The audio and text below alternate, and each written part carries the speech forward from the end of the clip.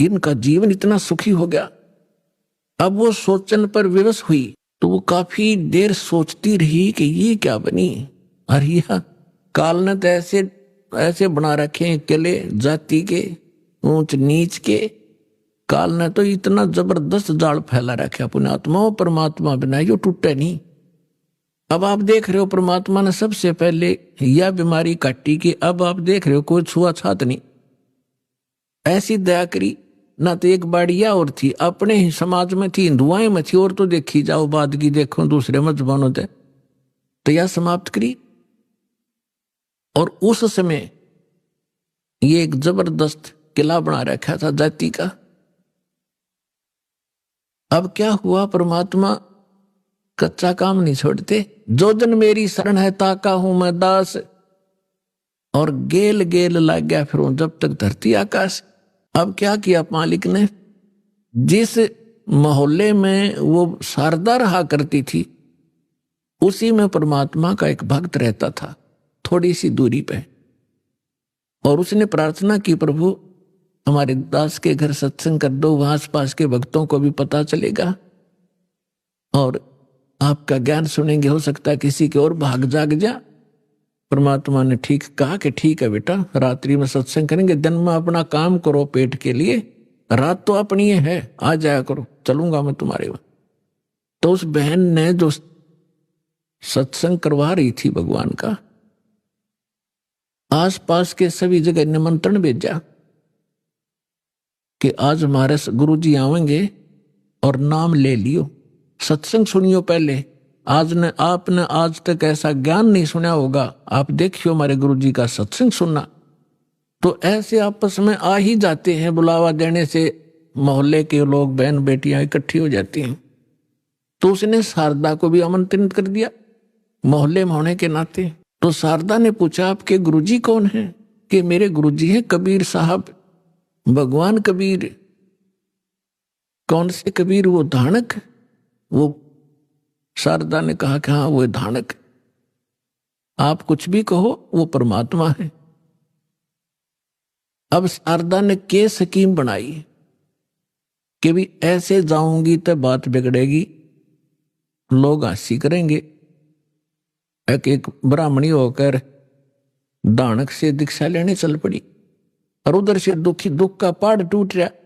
तो उसने अपने ही मन में एक ऐसा विचार किया कि मैं जाऊंगी जरूर, सुना है का आशीर्वाद लेने मात्र से सुख भी हो जाता है। यदि मैं सुखी होगी, मेरा यू दुख दूर हो गया उनके आशीर्वाद से, मैं वहीं चरण पकड़ लूंगी, फिर कति नहीं लोक लाज करूं। अब परमात्मा कहते करे करावे साइया, मन में लहर उठा, दादू से दरजीव के वो अब बगल हो जाए। तो पहले रात्रि का समय था, पहले एक जोत जलाया करते देसी घी की, वही तो हवन का काम कराया करती, और वही रोशनी का वहां चांदना उसी से बनाया करते थे। एक जोत जला रखी देसी घी की, उससे आंगन में थोड़ा सा टमटमाती सी रोशनी थी। अब सभी बहन भाई आ रहे थे, एक साइड बहन बैठ रही थी, एक साइड भक्त बैठ रहे थे, बीच में रास्ता था, सामने भगवान बैठे थे आसन पर। अब शारदा आई, मुंह पर घूंघट काट के। उसने ये सोचा था कि ऐसा घूंघट काट के औरतों में जाकर बैठ जाऊंगी, प्रणाम कर जैसे वो क्रिया करेंगे और मुझे कोई पहचानेगा नहीं। अब जो ही सभी बहन आ रही थी, भगवान के चरण ले रही थी और बैठती जा रही थी। अब वो आगे शारदा भी मुंह ढके आवत थी, परमात्मा के चरण छुए, मालिक ने सिर पर हाथ रखा और कहा, सर्वानंद की मां ब्राह्मणी पंडितानी, आज दानक के पास कैसे आना हो गया तेरा?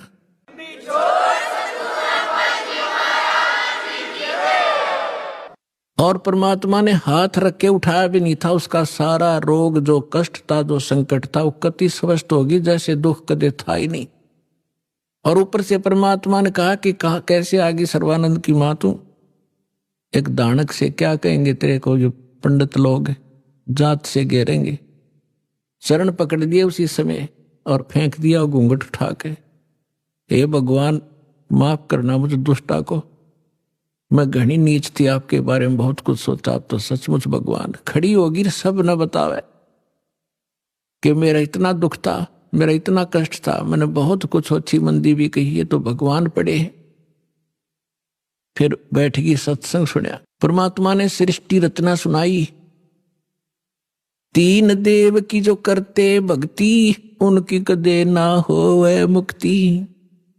गुण तीनों की भक्ति में ये भूल पड़ो संसार, कह कबीर निज नाम बिना कैसे उतरो पार।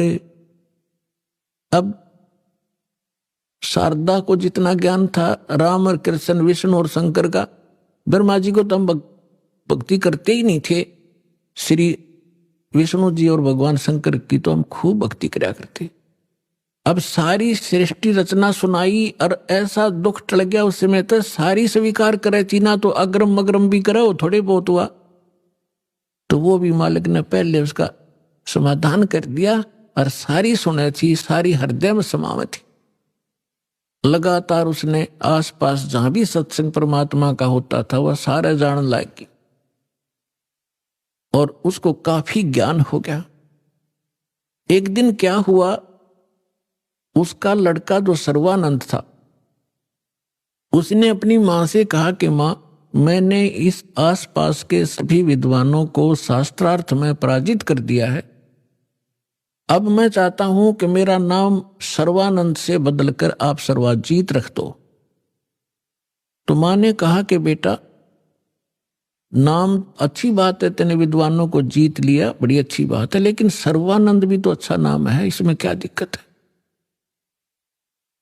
तो उसने कहा माता जी ऐसा है ना, अब सबको अपने आप पता लग जाएगा कि इसने सबको पराजित कर दिया, सब पर विजय प्राप्त कर लिया, इसलिए मैं अपना नाम सर्वजीत रखवाना चाहता हूं। उसकी मां बोली बेटा ठीक है, नाम तेरा बदल दूंगी, लेकिन एक विद्वान और है, उसने पराजित और कर दे। तो वो कहने लगा बताओ बताओ कौन है। कि मेरे गुरुजी हैं और कबीर नाम है उनका, और जुलाहे की कॉलोनी में रहते हैं।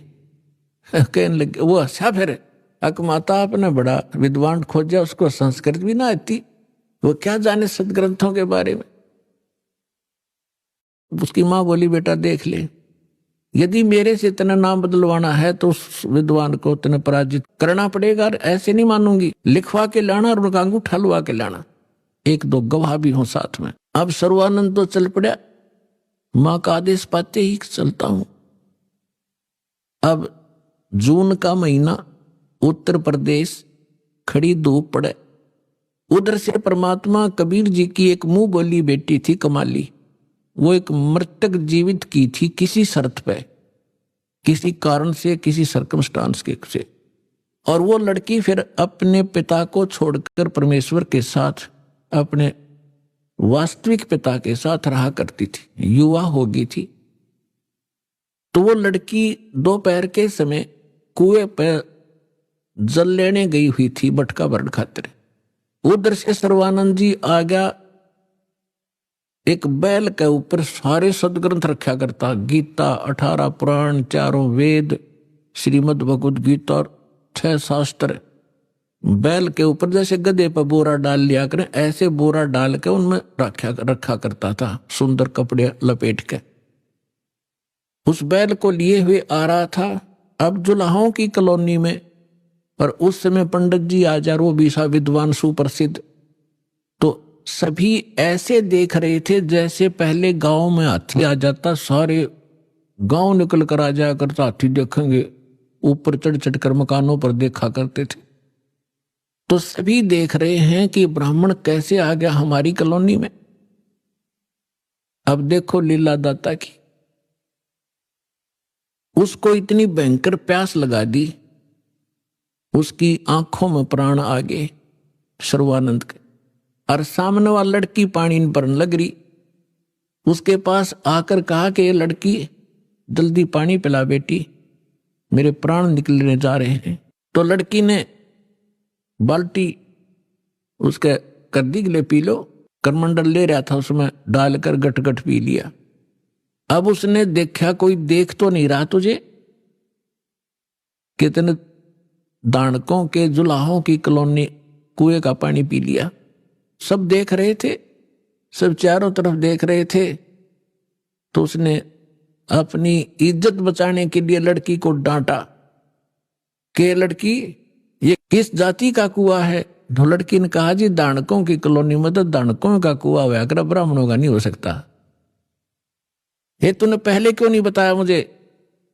पंडित जी पानी पीकर जात नहीं पूछा करते, तू पहले पूछता। जब तक तेरे पसीने आ रहे थे तेरी जान जाने वाली थी, अब तुझे जाति दिखाई देती है। मर जाता 2 मिनट तुझे पानी नहीं मिलता तो फिर कहता है बेटी छोड़ इन बातों को, यहां कबीर कहाँ रहता है?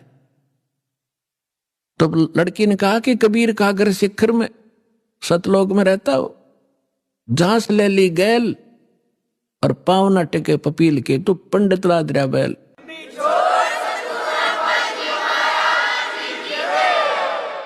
लड़की ने कहा कि तुझे कबीर चाहिए, वो कबीर सतलोक में रहता है, गगन में, और जहां तक चिट्टी का पैर नहीं टिक सकता तू इन पोथियों से जाएगा वहां कबीर से मिलने।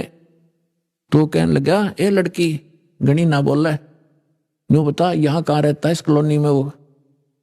लड़की बोली आ जाओ मेरे पीछे पीछे, मैं उन्हीं की बेटी हूं। अब लड़की मटका उठा के चल पड़ी, सर्वानंद बैल आके पीछे पीछे। लड़की थोड़ी आगे चली गई और जाकर कहा पिताजी एक ब्राह्मण आवा है, सारे पोथे लिए, आपको पूछ रहा है, आपके साथ अवश्य कोई वाद विवाद करेगा। परमात्मा ने कहा बेटा कोई बात नहीं, ज्ञान की चर्चा तो होनी ही चाहिए, अच्छी बात है, उसको बुला लो अंदर। वह लड़की बाहर आई और कहा आओ जी आ जाओ, पिताजी अंदर हैं आ जाओ। तो सर्वानंद बाहर खड़ा हो गया, पानी का मेरा लोटा भर दे, बाहर खड़ा खड़ा। लड़की ने पानी का लोटा भर दिया और कहा इस लोटे को जाके कबीर को दे दे और इसका क्या उत्तर दे फिर मुझे बताना बाहर आकर के। अब लड़की उस लेकर उस लोटे को भरे हुए को और धीरे धीरे परमात्मा के पास गई और कहा पिताजी एक वो ब्राह्मण युग ने ऐसे ऐसे कहा है कि ये लोटा दिया है, कहा कि इसका उत्तर दे वो मुझे बताना इस जल को। और इतना भर दिया कि वो पानी लबालब भरा हुआ था उस लोटे के ऊपर तक, उसमें जरा सा भी पानी डाल दे तो बाहर जावे, इतना फुल भर के दे दी। परमात्मा बोला ठीक से बेटी। परमेश्वर ने एक बड़ी सुई थी, वह सुई उठा कर लोहे की और उस लोटे में डाल दी, कुछ पानी बाहर निकल गया और कहा जा सर्वानंद को दे दे बेटा। वह लड़की वापस आई धीरे धीरे, अकलो पंडित जी। सर्वानंद ने पूछा क्या उत्तर दिया तेरे पिता ने? कि बोले कुछ नहीं, इसमें एक सुई डाल दी और आप पूछ लो इन्होंने क्या क्या मतलब है इसका। तो अंदर आया सर्वानंद। सर्वानंद ने पूछा कि कबीर आपने मेरे प्रश्न का क्या उत्तर दिया? परमेश्वर ने पूछा आपका प्रश्न क्या था? मेरा प्रश्न ये था, ये संकेत था, इस पानी के लोटे को फुल भर के आपको पास इसलिए भेजा था कि मैं ज्ञान से परिपूर्ण हूं और मैंने सभी आसपास के विद्वानों को पराजित कर दिया है। मैंने अपनी मां से सर्वजीत नाम रखवाना है और उसने ये शर्त रखी है कि मैं आपसे शास्त्रार्थ करूं और आपको विजय पाऊं आपसे, तब वो मेरा नाम रखेगी। मैंने आपको ये संकेत दिया है कि मैं ज्ञान से ऐसे फुल हूं जैसे लोटा फुल था। यदि मुझे कोई ज्ञान शिक्षा देगा तो मेरे अंदर समाएगा नहीं, वो इस लोटे में अगर कोई और जल डालेगा वो बाहर ही जाएगा, इसमें जगह नहीं। अब आप बताओ आपका क्या उत्तर था? परमात्मा बोले मैंने इसमें एक लोहे की सुई डाली है। मेरा ये संकेत है कि मेरा ऐसा ज्ञान है, जबर ऐसा भारी ज्ञान है, ऐसा गुरु ज्ञान है कि जैसे मेरी सुई तेरी लोटे की तली में जाकर टिक गई और तेरा पानी बाहर निकल गया। ये मेरा ज्ञान ऐसा तेरे थोथे ज्ञान ने बाहर फेंक देगा, ठाके तेरे हृदय में समा जाएगा।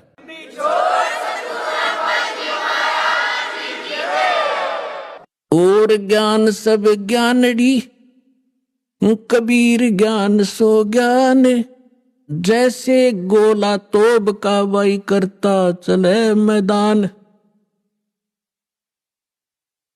अब सर्वानंद ने कहा कि ठीक है, आप करो शास्त्रार्थ। उसी समय वहां आसपास के जुलाहे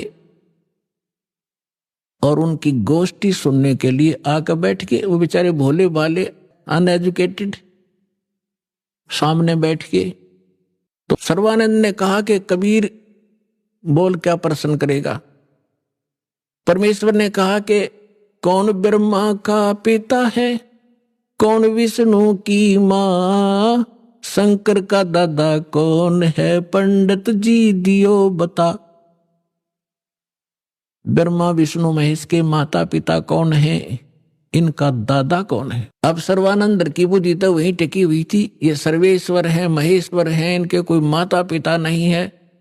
आप ऐसे ही कह रहे हो, इनके कोई माता पिता नहीं। अब परमेश्वर ने कहा कि आप देवी भागवत तीसरा सकंद निकालो, और उसमें ये स्वयं स्वीकार करते हैं। देखिएगा श्री देवी भागवत यानी देवी पुराण, सचित्र मोटा टाइप, गीता प्रेस गोरखपुर से प्रकाशित है।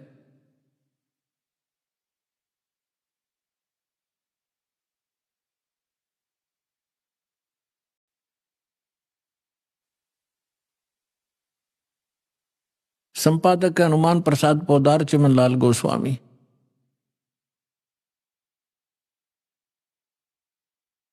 और ये गीता प्रेस गोरखपुर से प्रकाशित है। इसके 123 पृष्ठ पर देखिएगा।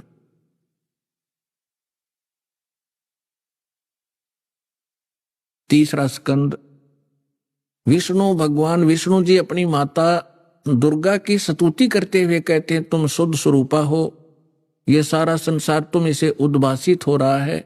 मैं ब्रह्मा और शंकर हम सभी तुम्हारी कृपा से विद्यमान हैं। हमारा तो आविर्भाव माने जन्म और तिरोभाव माने मृत्यु हुआ करता है। हमारा तो जन्म मृत्यु होता है। केवल तुम ही नित्य हो, जगत जननी हो, प्रकृति और सनातनी देवी हो। भगवान शंकर बोले, देवी यदि माँ भाग विष्णु तुम्ही से प्रकट हुए हैं तो उनके बाद उत्पन्न होने वाले ब्रह्मा भी तुम्हारे ही बालक हुए। फिर मैं तमोगुणी लीला करने वाला शंकर क्या तुम्हारी संतान नहीं हुआ? अर्थात मुझे भी उत्पन्न करने वाली तुम ही हो। शिवे संपूर्ण संसार की सृष्टि करने में तुम बड़ी चतुर हो। इस संसार की सृष्टि, स्थिति और संहार में तुम्हारे गुण सदा समर्थ हैं। उन्हीं तीनों गुणों से उत्पन्न हम ब्रह्मा विष्णु एवं शंकर नियमानुसार कार्य में तत्पर रहते हैं। अब पंडित जी तो साथ ले रहा था, सारे पोथे निकाल कर देख लिया, पढ़ भी लिया। उसको मालूम था कि सामने जो श्रोता है ये सब अशिक्षित, और कह दिया कि झूठ बोलता है, इसमें कुछ नहीं है। परमेश्वर ने कहा कि रुद्र संहिता के अंदर देखिएगा, ब्रह्मा विष्णु और शिव जी की उत्पत्ति दिखाते हैं आपको, आप देखिएगा। तो उसने देखा जो मालिक ने बताया। अब आप देखिए पुण्यात्मा, क्यों अभी तक ये सारा वर्बली बकवाद चल रही थी। अब दास ने जब इस मिशन को स्टार्ट किया तो आम भक्त हमारे भक्तों से कहता था, वो कैसा टीचर है, पुस्तक पढ़ पढ़ के सुनाता है, अपना अनुभव बताना चाहिए। अरे सदग्रंथों से अलग जो अनुभव अपना बताता है वो शास्त्र विरुद्ध है, वो बिल्कुल यूजलेस है। ये हमारा सिलेबस है। हम सिलेबस तो बाद में देखा दास को, न तो उस मूल ज्ञान से जो परमात्मा का ज्ञान था उसके आधार से भक्ति शुरू की थी। इन सदग्रंथों को बाद में देखा है, ये यूं का यूं मिला। तो आपको दृढ़ करने के लिए और आपको सच्चाई से परिचित कराने के लिए ये सदग्रंथ दिखा रहा हूं। मुझे नहीं जरूरत थी इनकी। जैसे एक अंधा था, अंधेरे में लालटेन लिए जा रहा था, आगे से बच्चे आ रहे थे उछल कूद करते हुए। उसने कहा, बच्चों देखना, देखना बच्चों, मैं अंधा हूं, बेटा ध्यान से चलना, मैं अंधा हूं, देखना, मुझसे ना टकराना। अब बच्चों ने आकर देखा कि आदमी अंधा बतावे और लालटेन हाथ में ले रहा, टॉर्च या लालटेन लैंप।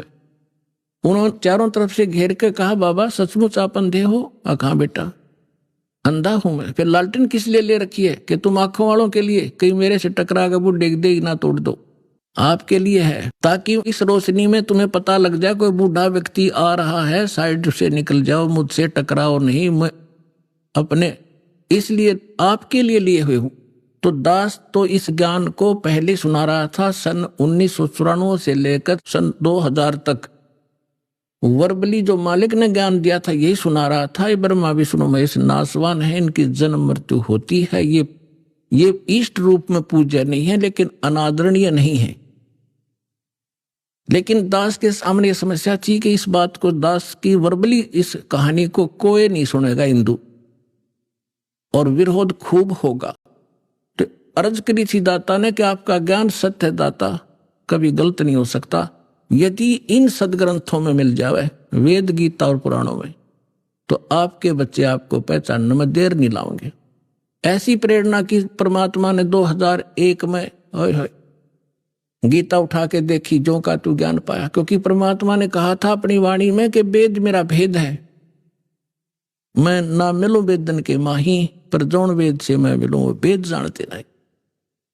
तो इसके आधार से जब सब सदग्रंथ देखे तो जो का तो ज्ञान मिला। ओए होए, तीन देव की जो करते भक्ति, उनकी कदे ना होवे मुक्ति। और परमात्मा कहा करते, धर्मदास ये जग बोराना, कोई न जाने पद निर्वाणा। यही कारण मैं कथा पसारा, जग से कोई ये एक राम नियारा। अब मैं तुमसे कहूं चिताई, तेरे देवन की उत्पत्ति भाई। माँ अष्टंगी पिता निरंजन, ये जमदारुण वंशन अंजन।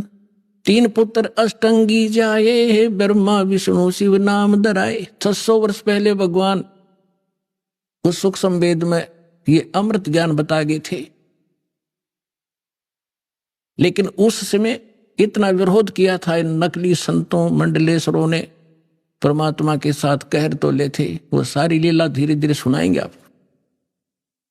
आज वही ज्ञान हमारे पुराण बता रहे हैं कि ब्रह्मा विष्णु महेश के माता पिता हैं, दुर्गा इनकी माता है, ये ज्योत स्वरूपी निरंजन ये काल इनका पिता है। और ये भगवान 600 वर्ष पहले बताया करते, क्योंकि वो तो दादा है इनके। दादा तो बाप की भी डेट ऑफ बर्थ बता और पोत्या की भी बता दे, तो पहले बता कर जा रहे थे। अरे नकलियान हमारे तक सारा अज्ञान भर रखा था। आप देखिएगा शिव पुराण,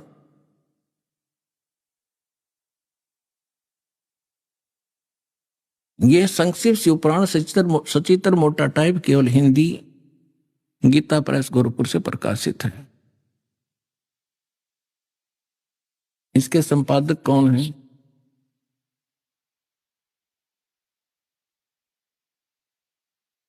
हनुमान प्रसाद पोदार,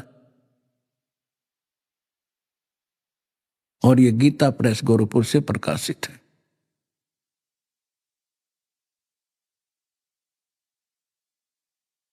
ये देखिएगा, ये है रुद्र संहिता, और यहां अध्याय नंबर 5 हम यहां पर पढ़ेंगे थोड़ा सा। अपने पुत्र नारद की यह बात सुनकर लोक पितामह ब्रह्मा वहां इस प्रकार बोले। हमने 98 से प्रारंभ किया है, 98 से 98 से। अब हम 99 पर पढ़ देंगे, 99 पर। नारद जी ने ब्रह्मा जी से पूछा था। ब्रह्मा जी कहने लगे, ब्रह्मा जी ने कहा, ब्रह्मन देव शिरोमणे, तुम सदा समस्त जगत के उपकार में लगे रहते हो। तुमने लोगों के हित की कामना से बहुत उत्तम बात पूछी है। जिसमें समस्त चराचर जगत नष्ट हो गया था, सर्वत्र केवल अंधकार ही अंधकार था, न सूर्य दिखाई देता था न चंद्रमा, अन्य ग्रहों का भी और नक्षत्रों का भी पता नहीं था। उस समय तत् सत ब्रह्म, इस श्रुति में जो सत सुना जाता है एकमात्र वही शेष था। अब हम 100 पृष्ठ पर आगे अपने काम की बात पढ़ेंगे। शिव महापुराण रुद्र संहिता हम पढ़ रहे हैं।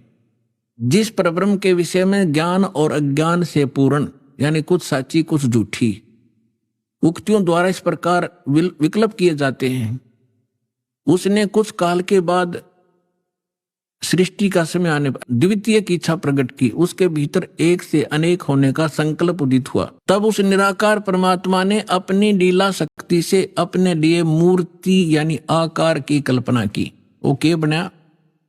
जो मूर्ति रहित परम ब्रह्म है उसकी मूर्ति ये भगवान सदाशिव हैं। अर्वाचीन और प्राचीन विद्वान इन्हीं को ईश्वर कहते हैं। अपने आत्माओं, ये कौन है? सदाशिव ये काल है, और ये इसने प्रतिज्ञा कर रखी है कि मैं कभी किसी के सामने अपने काल रूप में, ओरिजिनल रूप में नहीं आऊंगा। जो श्री कृष्ण के अंदर से निकलकर इसने अर्जुन को दिखाया था भयंकर रूप, वो है इसका असली रूप। तो ये क्या करता है? अपने पुत्र किसी को ब्रह्मा के रूप में दर्शन देता है, किसी को शिव के रूप में, किसी को विष्णु के रूप में। तो यहां इस काल के विषय में ब्रह्मा जानकार नहीं है। ये कौन है? कहते वो निराकार था, फिर साकार बन गया सदाशिव। अभी आपने सुने संत रामपाल जी महाराज के मंगल प्रवचन। आइए अब सुनते हैं संत रामपाल जी महाराज से नाम दीक्षा लेकर सतभक्ति करके अद्भुत लाभ प्राप्त करने वाले अनुयायी के विचार। नमस्कार जी। नमस्कार। क्या नाम है आपका? मेरा नाम राम किशन शंकर आव्हाड़। कहाँ से हैं सर आप? हम अहमदनगर महाराष्ट्र से आए हैं। क्या करते हैं जी आप? हम अभी रिटायर जॉब करते हैं। रिटायर। किस पद से रिटायर्ड हुए हैं सर आप? हम एडिशनल एसपी थे anti corruption department Nashik range में। सर कहाँ पे पोस्टिंग हुई है आपकी? हमारी पोस्टिंग नासिक, नगर, धुला, जलगांव, नंदुरबार, बम्बई, ऐसे महाराष्ट्र के अलग अलग जिले में हो गया। संत रामपाल जी महाराज जी से कब जुड़े? हम सितंबर 2011 को संत रामपाल महाराज से जुड़े। संत रामपाल जी महाराज जी से जुड़ने का कोई कारण? कारण यह था कि हम पंढरपुर में जा रहे थे, पैदल हम पंढरपुर वारी किया, और आते वक्त एक संत रामपाल महाराज की शिष्या थी, वो करमाड़ा गांव में मिली, और उससे हम ज्ञानगंगा लिया, और ज्ञानगंगा पढ़ने के बाद और संत रामपाल महाराज से जुड़े। सर इससे पहले हम आपसे ये पूछना चाहेंगे कि संत रामपाल जी महाराज जी से नाम दीक्षा लेने से पहले आप क्या भक्ति साधना करते थे? हमने बहुत भक्ति की, प्रवचन किया, कीर्तन किया, भजन किया, और बेलूर मठ जो कलकत्ता है, रामकृष्ण परमहंस का जो विवेकानंद पंथ चला है, उसमें वहाँ से भी हमने दीक्षा लिया, और वो भक्ति हमने 15 साल किया। ऐसी अलग अलग हम सब जगह घूमे, चारिधाम किया, पूरा इंडिया परमात्मा के लिए घूम गए। ऐसी देवी देवताओं की भक्ति किया, चारों धाम किया। सर आप एडिशनल एसपी रहे हैं और आप पुलिस डिपार्टमेंट में रहे हैं, तो स्वाभाविक है कि आप काफ़ी खोजबीन करके ही आप संत रामपाल जी महाराज जी से जुड़े होंगे। तो हम आपसे जानना चाहेंगे कि ऐसी कौन सी बातें आपको लगी जिन बातों ने आपको प्रभावित किया कि आपको संत रामपाल जी महाराज जी से नाम दीक्षा लेनी चाहिए? हमने बहुत स्टडी किया, आध्यात्मिक स्टडी।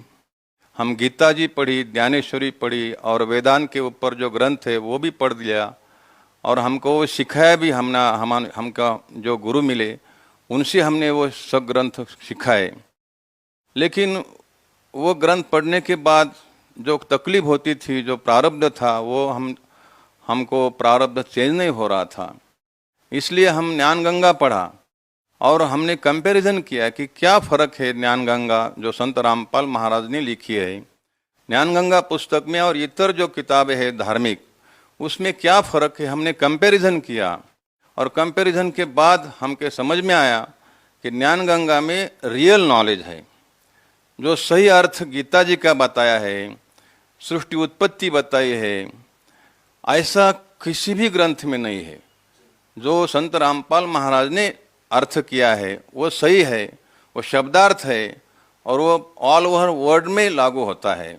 इसलिए हम संत रामपाल महाराज से जुड़े। सर अक्सर जितने भी संत रामपाल जी महाराज जी के अनुयायी हैं, जब हम उनसे पूछते हैं, उनका इंटरव्यू लेते हैं, तो वो बताते हैं कि संत रामपाल जी महाराज जी से जुड़ने के बाद उनको काफ़ी सारे लाभ मिले हैं। हम आपसे जानना चाहेंगे सर, एक पुलिस अधिकारी होने के नाते आपको क्या क्या उम्मीद थी कि संत रामपाल जी महाराज जी से, जिनका निवारण के लिए आपको लगा कि संत रामपाल जी महाराज ही आपके कष्टों को दूर कर सकते हैं, या आपकी जितनी भी आध्यात्मिक जो आपकी जिज्ञासाएं हैं उनको सही कर सकते हैं या पूर्ण कर सकते हैं? हम संत राम